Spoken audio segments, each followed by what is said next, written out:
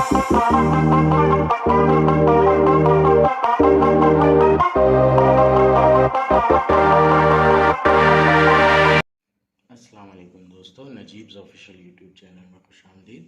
दोस्तों, ये वीडियो 10वीं जमात महाराष्ट्र बोर्ड के साइंस हिस्सा अव्वल की वीडियो है, जिसमें हम सबक नंबर 3 कीमियाई तामुलात और मसावाते इस चैप्टर का मुताला कर रहे हैं। चैप्टर की थ्योरी रिलेटेड ये आखिरी वीडियो है जिसे हम रिड्यूस सिलेबस के हिसाब से कवर कर रहे हैं। आइए वीडियो की शुरुआत करते हैं।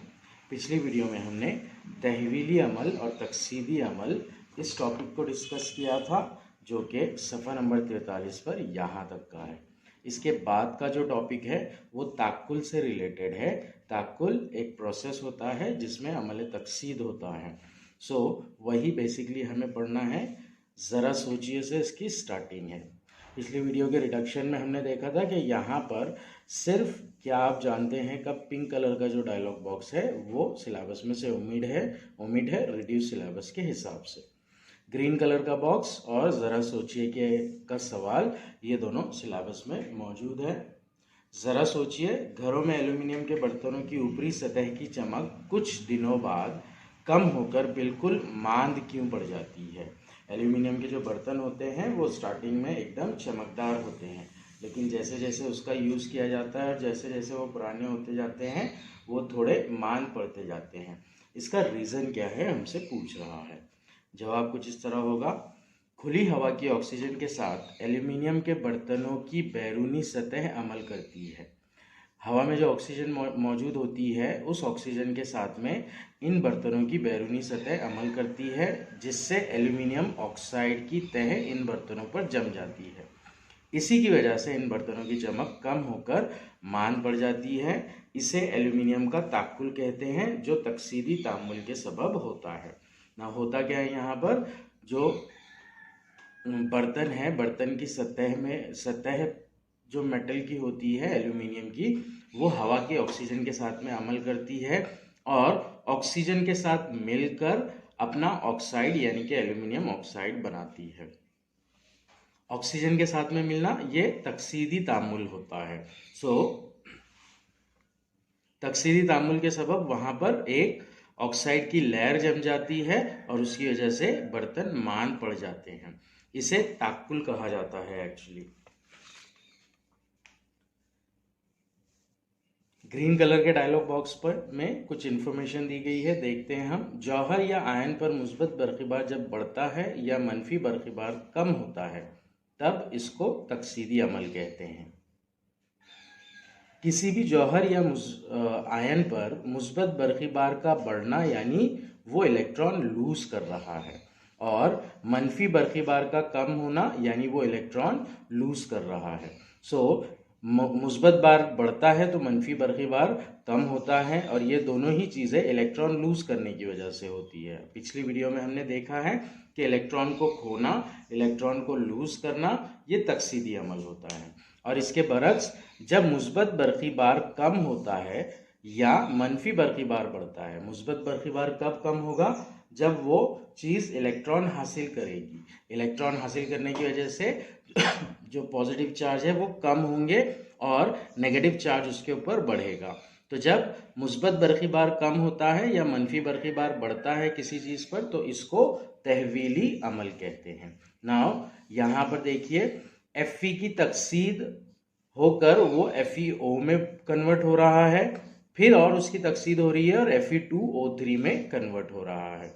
नाउ अगर Fe2O3 की तहवील करेंगे तो वो FeO में कन्वर्ट होगा, और FeO की तहवील करेंगे तो वो Fe में कन्वर्ट होगा। इसका मतलब यहाँ पर यह है कि Fe ऑक्सीजन के साथ में मिलकर FeO बनाता है, ये तकसीदी अमल है। FeO और ऑक्सीजन के साथ में मिलकर Fe2O3 बनाता है, ये भी तकसीद का अमल है। अगर Fe2O3 में से ऑक्सीजन निकल जाए तो उसकी तहवील होगी और वो FeO में कन्वर्ट होगा, और FeO में से भी ऑक्सीजन निकल जाए तो उसकी तहवील होगी और वो Fe में कन्वर्ट होगा। ताक्कुल करोजन। ताक्कुल के कंसेप्ट को यहाँ पर एक एक्सपेरिमेंट के जरिए समझाया गया है। 4 इम्तिहानी नलियाँ, 4 लोहे की कीलें वगैरह, कीमियाई अशिया, खुश्क कैल्शियम क्लोराइड, तेल, उबलता हुआ पानी वगैरह, ये कीमियाई अशिया हमें लेना है। अमल, 4 इम्तिहानी नलियाँ लेकर इन्हें टेस्ट ट्यूब पर रखिए। एक इम्तिहानी नली में थोड़ा उबलता हुआ पानी लेकर इस पर तेल की तह डालिए।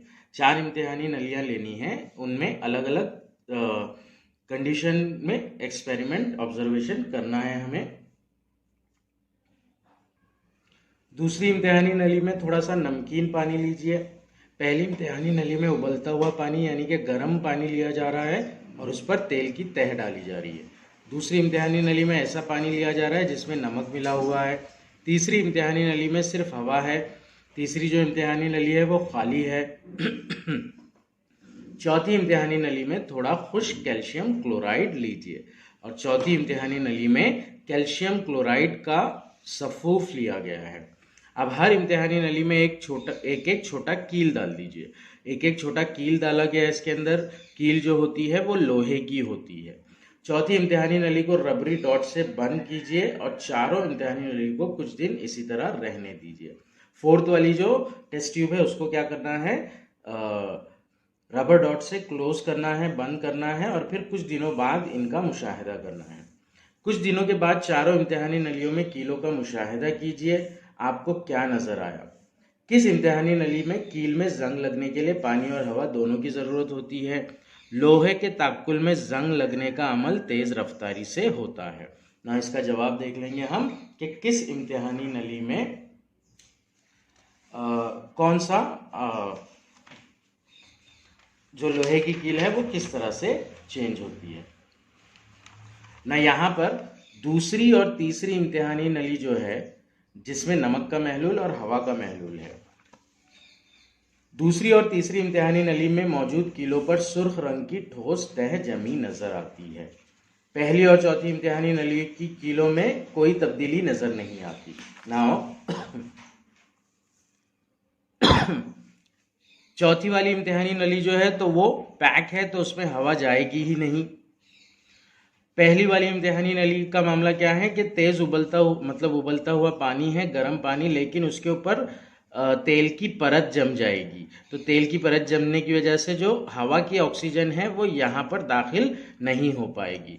तो इन दोनों केसेस में लोहे की कील का कोई रिएक्शन नहीं होता है ऑक्सीजन के साथ में। तीसरी इम्तिहानी नली में तो डायरेक्ट वो हवा के कांटेक्ट में रहेगा, इसलिए ऑक्सीजन के साथ में मिलकर अपना ऑक्साइड बनाएगा और उसका ताकुल होगा।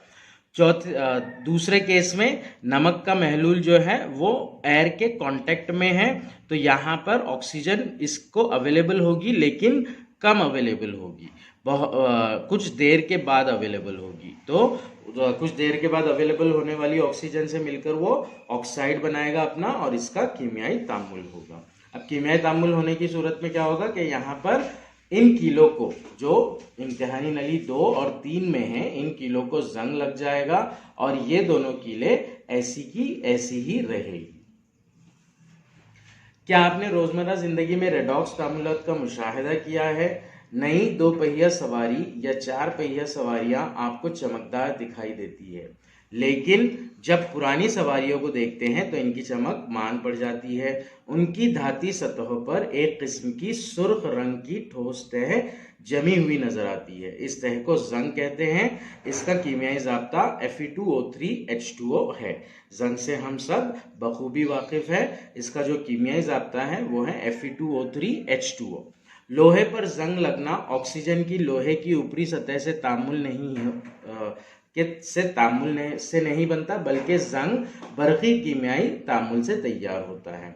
नाउ ये जो रिएक्शन होता है ये एक्चुअली इलेक्ट्रोकेमिकल रिएक्शन होता है, बरकी कीमियाई तामुल जिसे कहा जाता है। लोहे की ऊपरी सतह पर कुछ हिस्से मुस्बत बरकी बार वाले और कुछ मनफी बरकी बार वाले हो जाते हैं। इससे रिलेटेड एक क्वेश्चन भी दिया गया है हमें थ्योरी के अंदर, शक्ल के हिसाब से। इस शक्ल के जरिए हमें एक्सप्लेन करना है एक्सरसाइज में। तो होता क्या है, लोहे पर कुछ हिस्से पॉजिटिव पोल वाले बन जाते हैं और कुछ हिस्से नेगेटिव पोल वाले बन जाते हैं। सो पॉजिटिव पोल यानी कि जहां पर मुस्बत बरकी बार आता है और नेगेटिव पोल यानी कि जहां पर नेगेटिव बार आता है। सो लोहे की ऊपरी सतह पर कुछ हिस्से मुस्बत बरकी बार वाले और कुछ मनफी बरकी बार वाले होते हैं। मुस्बत बरकी बार के हिस्से में मुबसरा पर मुस्बत बरक़ी बार का हिस्सा जो होता है वो पॉजिटिव इलेक्ट्रोड यानी कि मुबसरा में कन्वर्ट हो जाएगा, तो वहां पर Fe की तकसीद होकर Fe2 पॉजिटिव तैयार होता है। अब यहाँ पर जो तकसीद का अमल हो रहा है वो बरक़ी कीमियाई तामुल की वजह से हो रहा है, और बरक़ी कीमियाई तामुल में इलेक्ट्रॉन्स का लूज होना और गेन करना, इलेक्ट्रॉन्स का खोना या हासिल करना, इस बारे में बात होती है। तो Fe क्या कर रहा है, 2 इलेक्ट्रॉन को लूज कर रहा है, इसलिए उसके ऊपर 2 पॉजिटिव आयन आ रहे हैं और वो Fe2 पॉजिटिव आयन में कन्वर्ट हो रहा है। नेक्स्ट, मनफी बार का जो हिस्सा है वहां पर मुनफरे पर O2 की तहवील होकर पानी बनता है। O2 की तहवील होना यानी कि इलेक्ट्रॉन के मामले में O2 ने, ऑक्सीजन ने इलेक्ट्रॉन्स को हासिल करना। तो ये जो 2 इलेक्ट्रॉन्स होते हैं, ऐसे कई Fe होते हैं वहां पर जो 2-2 इलेक्ट्रॉन्स लूज करते हैं। उन इलेक्ट्रॉन्स में से एक ऑक्सीजन गैस का साल्माक 4 इलेक्ट्रॉन्स को लूज करता है और हाइड्रोजन के 4 पॉजिटिव आयन को गेन करता है, हासिल करता है 4 इलेक्ट्रॉन, और हाइड्रोजन पॉजिटिव आयन को भी हासिल करता है। तो इस तरह से ऑक्सीजन और हाइड्रोजन और 4 हाइड्रोजन के पॉजिटिव आयन, 4 इलेक्ट्रॉन, इस तरह से पानी के 2 साल्मात तैयार होते हैं। जब Fe2 पॉजिटिव आयन मुस्बत बरक़ी बार से मुंतकिल होता है तब इसका तामुल पानी से होता है। Fe2 पॉजिटिव आयन जब मुस्बत बरक़ी बार से मुंतकिल होता है तो तब ये पानी के साथ में रिएक्शन करता है और बाद में इसकी तकसीद होकर Fe3 पॉजिटिव आयन बनता है। वहां पर जो नमी मौजूद होती है हवा के अंदर, जो पानी मौजूद होता है, वो पानी से अमल करता है Fe2 पॉजिटिव का आयन। इसने 2 इलेक्ट्रॉन ऑलरेडी खो दिए हैं, अब ये एक और इलेक्ट्रॉन खोता है और Fe3 पॉजिटिव आयन में कन्वर्ट होता है। सो Fe3 positive ion Fe2 positive ion पानी के कांटेक्ट में आता है, इसकी तकसीद होती है यानी कि ये इलेक्ट्रॉन खोएगा, एक इलेक्ट्रॉन खोकर ये Fe3 पॉजिटिव आयन में कन्वर्ट होता है। Fe3 पॉजिटिव आयन से गैर हल पजीर सुर्ख रंग का हाइड्रस ऑक्साइड बनता है। अब ये जो Fe3 पॉजिटिव आयन होता है यही बेसिकली वाटर के साथ में, पानी के साथ में रिएक्ट करके अपना हाइड्रस ऑक्साइड बनाता है और इसी हाइड्रस ऑक्साइड को जंग कहते हैं। Fe3 पॉजिटिव आयन से गैर हल पजीर सुर्ख रंग का हाइड्रस ऑक्साइड बनता है जो ऊपरी सतह पर जमा होता है, यही जंग कहलाता है। 2Fe3 positive plus 4H2O giving Fe2O3.H2O plus 6 hydrogen. फिजा में मुख्तलिफ अवामिल की वजह से धातुओं की तकसीद होती है और नतीजन इनकी झीज होती है। झीज होना यानी कि कम होना। इसे धातु का ताक्कुल कहते हैं, धातु का गलना कहते हैं। लोहे को जंग लगता है और इस पर सुर्ख रंग की तह जमा होती है, ये लोहे का ताक्कुल है। ताक्कुल एक संगीन मसला है, इसे हमने चैप्टर 8 में पढ़ा है। हमने एक्चुअली चैप्टर 8 पहले कवर कर लिया था, तो इसको डिटेल में हमने चैप्टर 8 में कवर किया है। नेक्स्ट तलाश कीजिए कि क्वेश्चन ये सिलेबस में मौजूद है, स्वयं अध्ययन के लिए बोला है, चैप्टर से ओमिटेड नहीं किया गया है। सैया हो जाने वाले चांदी और पीतल के बर्तनों की सब्जी माइल सतह किस तरह साफ करते हैं। जो चांदी और पीतल के बर्तन होते हैं उनके ऊपर एक डार्क ग्रीनिश लेयर आ जाती है, उसको किस तरह साफ किया जाता है ये पूछा जा रहा है हमसे। तो इसे साफ करने के लिए अगर घर में साफ करना है तो हम एल्यूमिनियम का वर्क लेते हैं, जो एल्यूमिनियम फॉइल होता है, एल्यूमिनियम पेपर जो होता है वो लिया जाता है, खाने का सोडा और नमक लिया जाता है और उसे पानी में डालकर साफ किया जाता है। पेज नंबर 44 के बाद में पेज नंबर 45 पे एक टॉपिक बचा है हमारा। जब पुराना बचा हुआ तेल हम ग़िज़ाई अशिया बनाने के लिए इस्तेमाल करते हैं तब इससे नागवार बो आती है। अगर तेल बहुत दिनों तक रखा जाए तो उसमें क्या होता है, एक नागवार बो सी पैदा हो जाती है। अगर ऐसे तेल में अनाज पकाए तो इस ग़िज़ा का जायका भी बदल जाता है।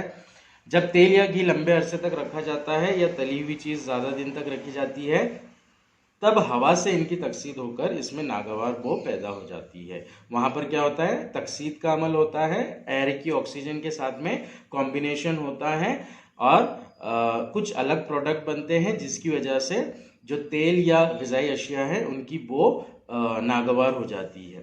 जिन ग़िज़ाई अशिया की तैयारी में तेल या घी इस्तेमाल करते हैं तो इसे सड़ांध या नागवार बो से महफूज रखने के लिए ज़िद्द तकसीदी आमिल, एंटीऑक्सीडेंट, ऐसे आमिल, ऐसे केमिकल जिससे ऑक्सीडेशन का प्रोसेस ना हो, ऐसी चीज़ें उनमें इस्तेमाल की जाती है। या फिर हवाबंद डब्बे में रखने से भी ग़िज़ा की तकसीद का अमल धीमा किया जा सकता है। सो ऑक्सीडेशन, तकसीदी तामुल, इस प्रोसेस के दो रिएक्शंस हैं जिससे हमें नुकसान पहुंचता है। एक तो है ताकुल और दूसरा है रेंसिडिटी, नागवार बो जिसे हम कहते हैं।